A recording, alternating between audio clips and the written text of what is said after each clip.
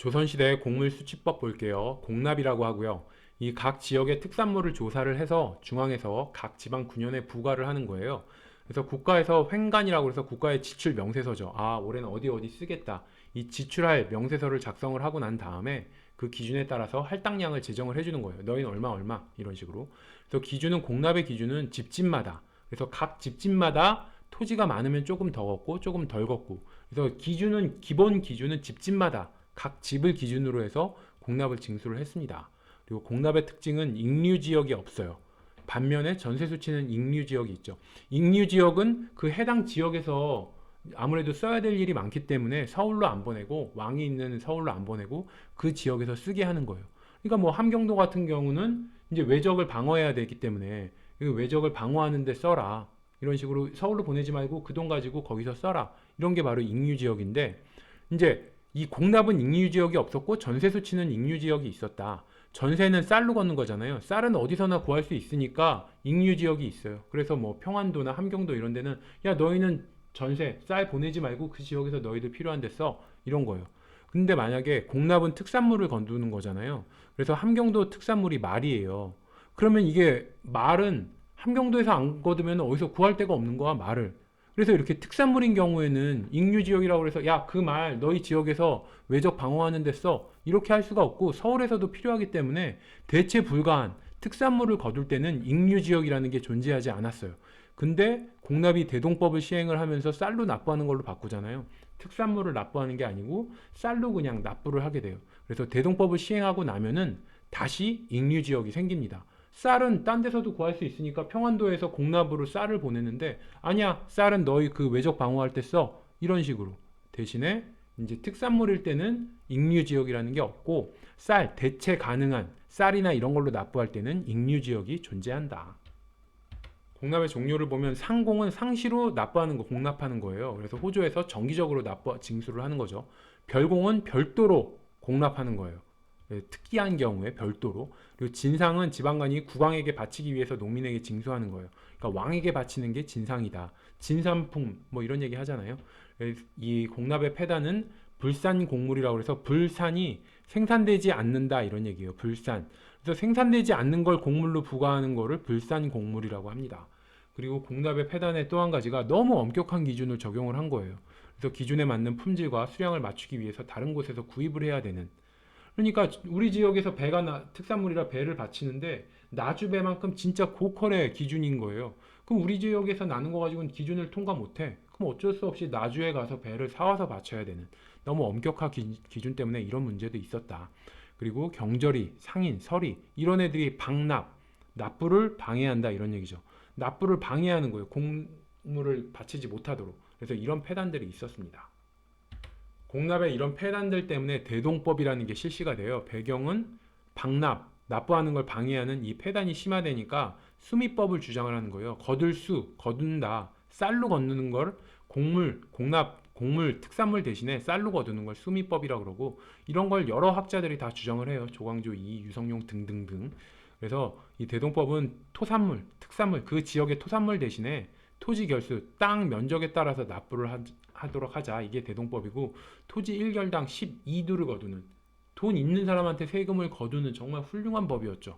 그래서 이 대동법에 의해서 공납의 전세화 원래 공납은 뭐였어요? 각 집집마다 거두는 거였어요.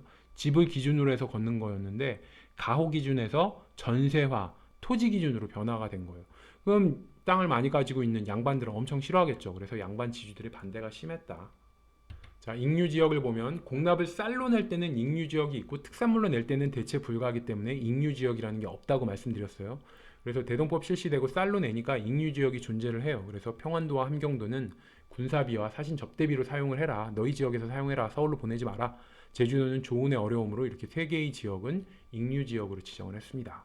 그리고 쌀로 이제 특산물 대신에 쌀로 걷기는 했지만 별공과 진상은 유지를 했어요. 공납을 보면 상공 매년 정기적으로 걷는 상공은 없어졌어요. 쌀로 대신 걷었어요. 반면에 별도로 필요에 따라서 수시로 별공이라는 건 존재를 했고요.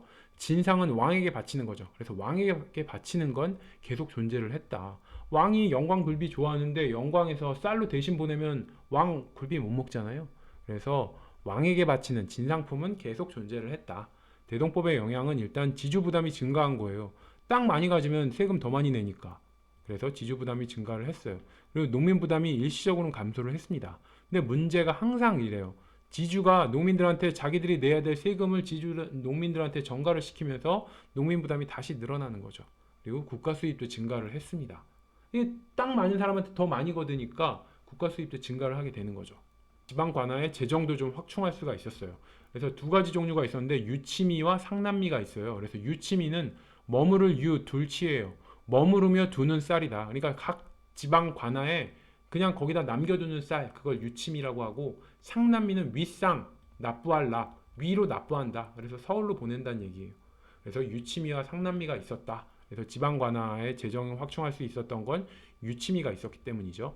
그리고 공인이 등장을 해요. 공인이라는 거는 선회청이라고 이 대동미를 관장하는 관청이 있는데, 여기서 공가를 받아서 돈을 받아서 왕실과 관청에 필요한 물품을 조달을 하는 거예요. 그러니까 왕실에서 영광 굴비나 나주배 이런 걸 필요로 한다. 그럼 공인이 쌀을 이제 가지고 공가 돈을 받아가지고 그걸로 각 지역에 가서 특산물을 사가지고 뭐 왕실에 필요한 거 바치는 거죠. 이런 식으로 대동법이 이제 실시를 하니까 상공업이 발달을 하는 거예요. 거래가 활발해지죠. 공인이 여기저기서 다니면서 이렇게 물건을 사니까. 그래서 거래가 활발해지고 그에 따라서 상품화폐 경제가 발달한다. 그러니까 쌀로 납부했는데 그렇다고 공인이 그 무거운 쌀을 그대로 짊어지고 각 지방마다 돌아다니면서 필요한 물건을 산다면 공인 죽어나겠죠. 그래서 화폐라는 게 발달을 하는 거예요. 거래가 활발해지려면은 화폐가 발달을 할 수밖에 없습니다. 그리고 조세의 급납화 현상이 나타나는데 세금을 화폐로 납부하는 조세의 급납화 현상이 나타나게 됩니다. 그리고 종전에는 궁방 등등 관청별로 무계획하게 행해지던 곡물 조달이 선해청으로 딱 일원화되니까 농민들도 좀 편해진 거죠. 그리고 대동법을 실시하면서 상업도시가 출현을 해요. 그래서 쌀이 모이는 쌀 집산지가 상업도시로 출현을 하게 되는데, 경남 밀양의 삼랑진, 충남 은진의 강경, 함남 덕원의 원산, 이렇게 세 개의 지역이, 그래서 쌀 집산지가 남부, 중부, 북부라고 생각하시면 돼요. 삼랑진 경남이니까 남부, 충남이니까 여긴 중부, 강경은 중부, 원산은 북부, 이런 식으로 세 곳의 강을 통해서 쌀을 나른 거예요. 그래서 앞머리 글자를 타면 삼강원 이렇게 되겠죠. 삼강원, 세 곳의 쌀 집산지가 삼강원이에요. 삼강원, 삼랑진, 강경, 원산. 그래서 이거는 삼강원은 고수업에서 보통 삼강, 광 세 개면 나잖아요. 그래서 광인데 그냥 강으로 해서 삼강을 원한다. 고수업 칠 때 광 세 개만 먹으면 딱 바로 날 수 있으니까 모두가 다 삼강을 원한다. 이런 얘기예요. 그리고 이제 삼랑진이 이게 쌀의 집산지였다. 이걸 외우기 위해서 삼랑진 대신에 쌀랑진, 쌀을 넣는 거예요. 쌀랑진, 쌀랑해요. 이거 할 때 쌀랑진이라면 아, 삼랑진은 쌀의 집산지였구나. 이런 식으로. 그리고 원산에서 산 대신에 쌀을 넣어서 원쌀, 쌀을 원한다. 원쌀 이렇게 생각하시고요. 그냥 두 문자로 삼강원, 삼강을 원한다. 삼랑진, 강경, 원산 이렇게 외우세요. 쌀 집산지 외에 또 각 지방의 도시들 나오는 게 우리 가마터 할 때 있었어요. 그래서 고려 청자의 가마터는 부안, 강진이 있고요. 조선 백자의 가마터로는 광주, 이천, 여주가 있어요. 각 지방의 도시 이름들 막 그 쌀의 집산지랑 막 섞어서 내면 헷갈리잖아요. 그래서 모아서 저는 한 번에 그냥 두 문자로 이렇게 그냥 외우면 좋을 것 같아요. 그래서 쌀 집산지는 삼강원이에요. 그리고 청자의 가마터는 부안, 강진이니까 부강. 백자의 가마터는 광주, 이천, 여주니까 광이어 이렇게 되는 거예요. 삼강원, 부강, 광이어 이렇게 되는 거예요. 그래서 삼강원, 삼강을 원해? 아, 당연하지. 고수판에서 부강해지려면 돈 벌려면 부강해지려면 광이어, 광을 먹어라. 광이어. 삼강을 원해? 아, 암만 부강해지려면 광이어 이렇게 되는 거예요. 삼강을 원해? 아, 암만 부강해지려면 광이어. 그래서 삼강을 원해? 삼강원 이거는 쌀의 집산지. 부강해지려면 광이요. 부광은 청자, 고려 청자의 가마터. 광이요. 이건 백자의 가마터. 각 지역들 나오는 거 요거 섞어서 내면 헷갈리니까 이렇게 삼강원, 삼강을 보내 부강해지려면 광이요. 이렇게 해서 한 번에 각 지역 도시들 한 번에 헷갈리지 않게 구분해 놓으세요. 대동법에서 가장 중요한 역할을 한 사람이 공인이죠. 그래서 관허상인이었어요. 관에서 허락해준 상인이다 이런 얘기죠. 그래서 선해청에서 공가를 받아서 왕실과 관청에 필요한 물품을 조달하는 사람이 바로 공인이었고요. 경절이, 시전상인 이런 사람들이 공인이 되는 거예요. 이 사람들이 의미가 있는 거는 상업자본가로 성장을 했다는 얘기예요. 그래서 이 조선 후기에 자본주의의 싹이 트는데 그 자본주의의 싹 중에 하나가 바로 상업 자본가가 성장을 한 거예요. 어떤 게 자본가냐? 선대제 수공업을 시행했는데 선대제는 먼저 선 빌릴 때예요. 그래서 먼저 빌려주는 거예요. 상인이 수공업자에게 생산에 필요한 자금을 미리 빌려주고 생산하게 하는 거예요. 이게 바로 지금 자본주의잖아요. 자본주의가 자본가가 돈을 가지고 빌려줘서 그걸로 이제 생산하게 만드는. 그래서 이게 자본주의의 모습이 나타나는 게 바로 공인의 모습이었다. 공인이 상업 자본가로 성장을 해서 그리고 또 도거라고 해서 독점적 대상인이죠. 이렇게 이 조선 후기에 자본주의의 모습을 나타내는 핵심 역할을 한 사람이 바로 공인이다.